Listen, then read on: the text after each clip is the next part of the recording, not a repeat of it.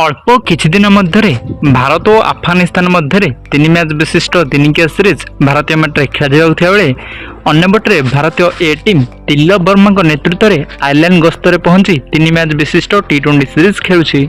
एही सीरीज रो प्रथम टी20 मैच रे भारत आयरलैंड को एकतर भाव परास्त करी 3 मैच विशिष्ट टी20 सीरीज रे 1-0 रे आगुआ रहिथा बेले आज एही सीरीज रो द्वितीय टी20 मैच टी एक रोमांचकर टी20 मैच खेला जायतिला।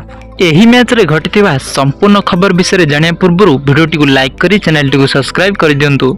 सूचना जे आयरलैंड विपक्ष द्वितीय टी20 मैच रे पुणी थरे भारतीय दल टॉस जीति प्रथम इनिंग्स रे बैटिंग करियार निष्पत्ति नेतिला।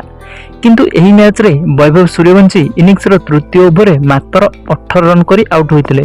किंतु एहा परे 3 नंबर रे बैटिंग करियाको आसी स्टार बैट्समैन प्रियांश आर्या मैदान चतुर्पार्श्व रे छक्का चौकार वर्षा करी से एही मैच रे 6टी विशाल छक्का बल रे मात्र 48 बॉल खेली 83 रन एक विस्फोरक अर्धशत इनिंग्स खेलते एवं भारतीय दल प्रियांश आर्या विस्फोरक बैटिंग बल में प्रथम इनिंग्स रे 5 विकेट रही 186 रन करने को सक्षम होता। यापर आयरलैंड क्रिकेट टीम 187 रन को पिछा करने को मैदान को लेता बेले आयरलैंड स्टार बैट्समैन हेरी टक्कर चमत्कार बैटिंग बल में आयरलैंड दल यह मैच को मात्र 3 विकेट रही 17 ओवर जीति नहीं।